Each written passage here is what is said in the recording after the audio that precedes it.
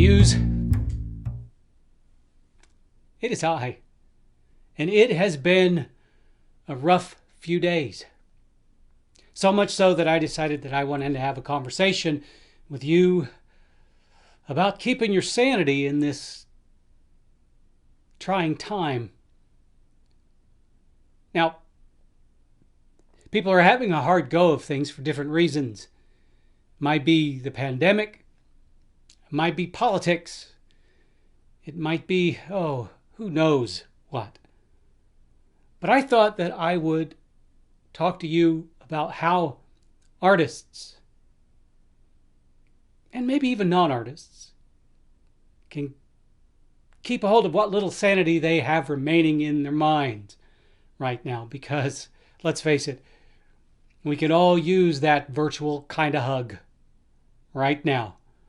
And so, here we go. Now, I want to say this because I don't know that I've ever said this before about our little conversations, Muse.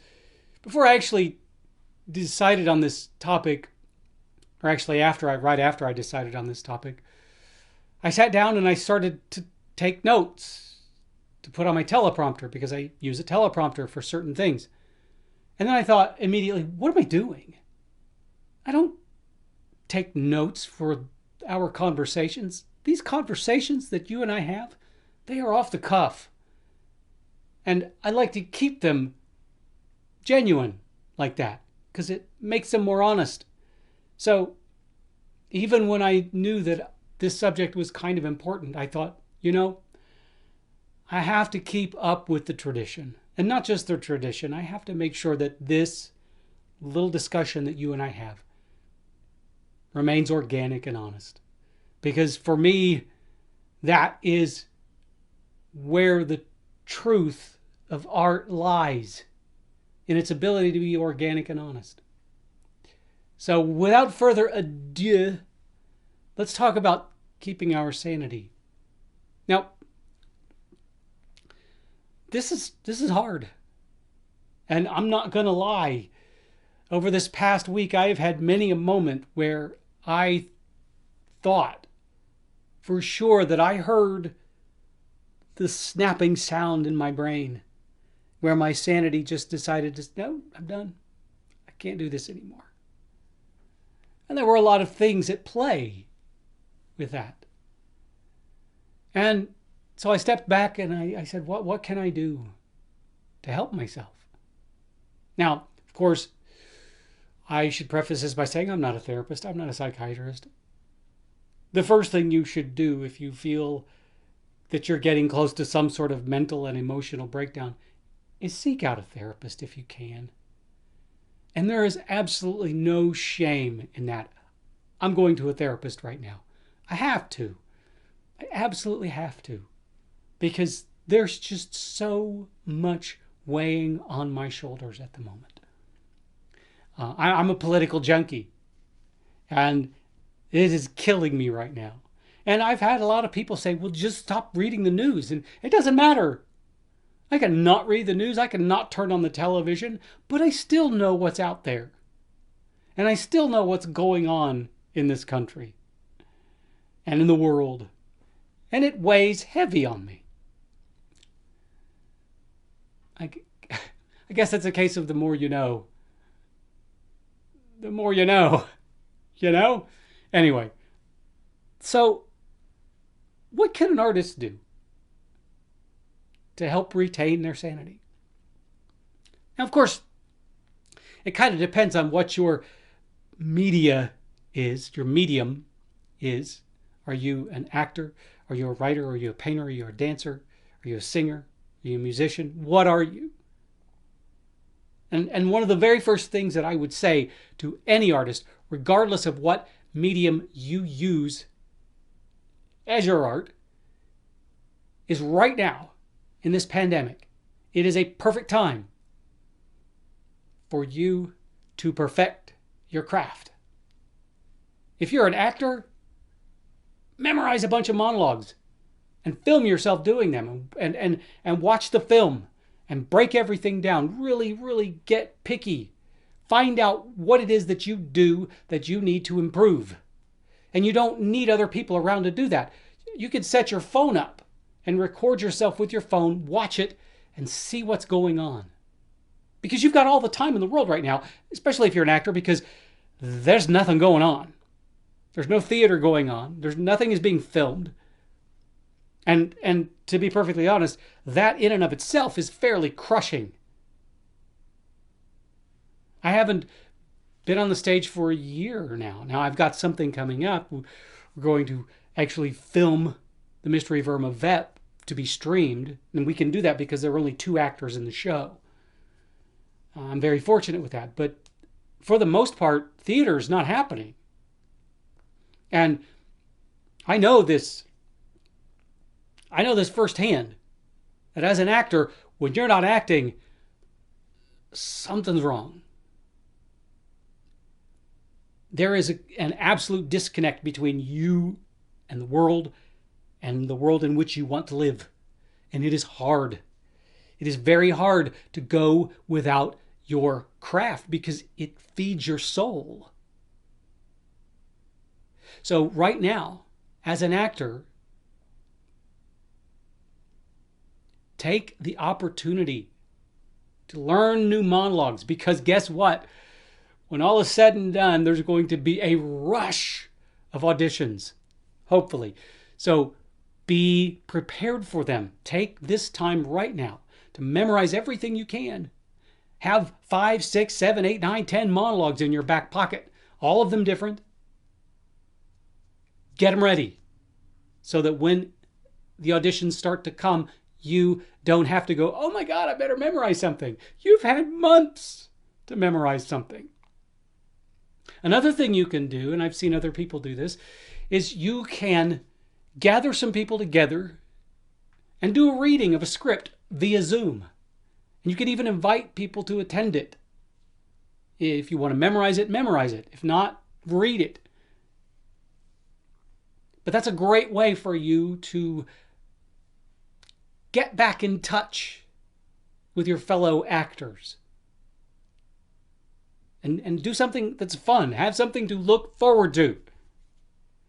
Now, what if you're a writer? Well, if you're a writer, and this is hard because I cannot tell you how many writers have reached out to me to say, I don't know what to do. I don't have it in me to write right now. There's just too much. Well, to those people, what I've said is you've got to keep writing. No matter how hard it is, write. And I also say to this, and I've said this for a long time, is that set aside a time during the day or the night to be your writing time. And get in the habit of it. Because the more you get that habit ingrained in your system, the less likely you're going to skip it. And for me, the perfect time for that is at night, in bed, because there are no distractions. And I could sit there in the calming peace of night and pound out some words. Now, let's say that you're still having trouble getting the gumption up to write something. Well, here's a good idea. Write something that's out of your wheelhouse. Write something that you've always thought you might want to write, but you haven't written because you weren't sure if you could or if you should. Write it now. If you've never written a romance, write a romance. If you've never written a horror novel, write a horror novel. Or write a short story. Whatever. Write some poems. Make sure you take this time to not just write, but to stretch your craft. Stretch and hone your craft.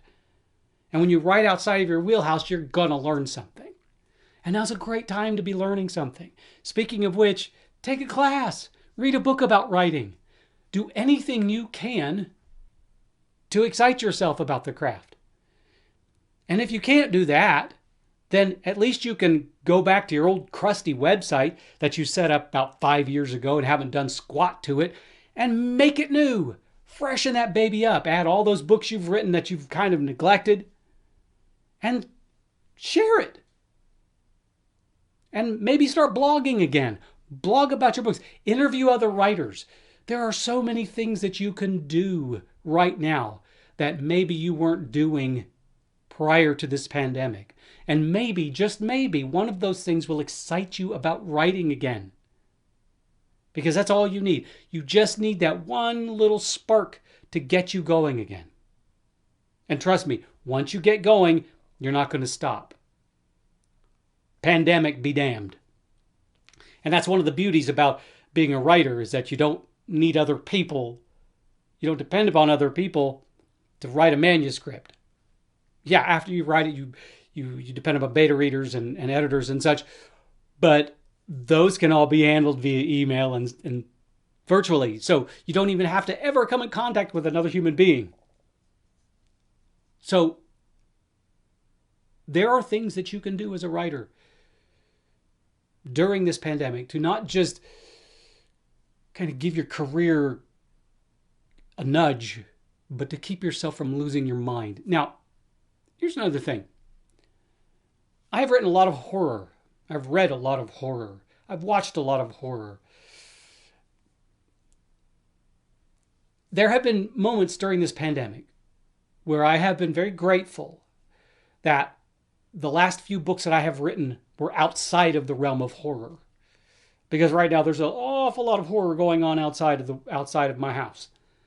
So I have written uplifting books that have actually helped me. So if you're a writer of horror and you have hesitated to dive back into that world, maybe now is a good time for you to take a break from that genre and write something different. Write something happy, something fun. Write a comedy. Or venture way outside of your comfort zone and write a script. Write a theatrical play or a movie script or a television script. Whatever you can do to get yourself going again. And if you're a musician, I mean, come on. I have watched some of my absolute favorite musicians writing some incredible stuff right now.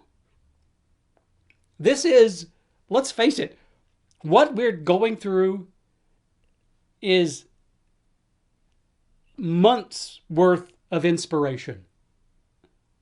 For any artist, for writers, musicians, actors, we're just like stockpiling inspiration right now. And if you're not, like for instance, on a daily basis, I have been coming up with new ideas for books. Some of them are crap. Some of them are like, oh, yes, I can write that one. I put that on my to be written list. But you got a lot of time on your hands if you're not working. Use it. Use it to just throw ideas at that to be written pile. Grab your guitar and just noodle. And record those noodles, because one of them might become gold. In other words, take this time to practice your art. Because in the end, at some point, everything's going to go back to some semblance of normalcy. And if you have taken this time to do nothing, when it all starts up, you're going to be in the same spot you were when it all started. Now, here's a few other teeny tiny little ideas that you can use that aren't necessarily related to your art, but they're important. If you're not working right now, and I feel for you, I deeply feel for you, and I'm very sorry that you're going through this.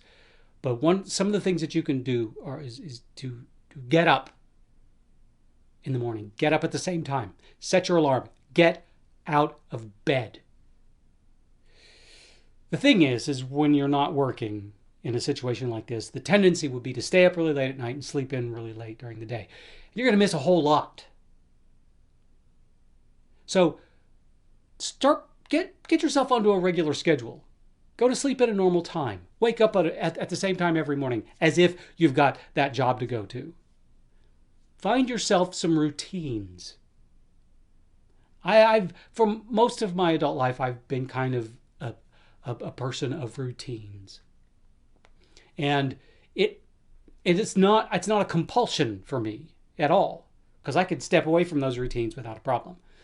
But I have found that routines tend to make my life easier. because I know when I'm going to do this. I know when I'm going to do that. I know what's going to happen when I do this. It's just a way to simplify your life. And right now, even though you might not be working, there's a lot of complexity involved in navigating the day-to-day business of dealing with a pandemic. And the less that you have to worry about, the better off you might be. So find yourself some routines. Wake up every morning, have your breakfast, go for a walk or go for a run. And there's something else we're going to talk about in just a second. And set aside some time for entertainment, to watch television, to listen to music, whatever. Just make yourself some routines. Now, another thing you can do that I think is incredibly important. It's incredibly important in my life, and it always has. Get some freaking exercise, people. Get off your butts. Get outside if you can. Start running. Start walking. Whatever you can do to get some exercise. You don't have to go to a gym. You could stay inside and do crunches and push-ups and go for walks and runs. Go for a bike ride. That's one of the interesting things that I have discovered, because I run a lot. And when I've been out running, I have found more people out exercising than I have ever seen. It used to be when I would go running, I would see a handful of people running or walking or whatever. Now, they're all over the place. That's the right attitude to take. You've got the extra time. Make this a part of your life. Now, here's a good little motivational tool. Here's a good little piece of motivation for you to want to do this. I have found that some of my absolute best ideas for either books or getting myself out of having written myself into corners in books or even in monologues or motivation for characters or blah, blah, blah, all this artsy stuff, I have found the best ideas come when I'm exercising. Now, there's science to back that up. There's endorphins and blah, blah, blah. But trust me when I tell you this. When you exercise, your brain is just going to start firing on every cylinder, and you're going to come up with some incredible ideas. And it's healthy. And right now, because we have a freaking virus out there that wants to kill us, you need to be as healthy as possible. So eat right and exercise. Sleep, get enough sleep, drink enough water. Do all those things that you can do right now. Especially so you can get them into your muscle memory, so when this is all over, you're still doing them. Don't just make this pandemic a period of exercise, and when it's over, I'm not going to do that anymore. Continue doing all of these things after the pandemic is over, because you'll be a better person, you'll be a happier person, you'll be a better artist. I want to say it's not that hard, but I know the truth of the matter is that when you're trapped under the weight of depression or an extreme lack of motivation, it is hard. It is hard to wake up in the morning. It is hard to eat regularly. It is hard to exercise. It is hard to write or memorize or film yourself, film a monologue and critique yourself. It is hard. But do your best to try to get over that hurdle and make these things a part of your life. Because I care about you. I care about my fellow artists. We should be there for each other. Because when we are there for each other, we will get through this. And we have to get through this. Because art is essential. And you need to remind yourself of that. Every day, art is essential. Because by proxy, you are essential. There you go. I don't know if my words have helped you. I hope they have. And if they haven't, and you're still suffering, reach out. Reach out to me. Reach out to your friends. Reach out to your family. Reach out to someone. And and don't be afraid to say, look, I'm really down. I'm feeling depressed. Can we talk? Sometimes just talking can make a world of good. Anyway, that's all I got, Muse. Thank you for listening to me, and thank you again for all of these fantastic ideas you give me on a daily basis. I don't know what I would do without you. You, Muse, and you listening to this conversation I'm having with my Muse. You are awesome.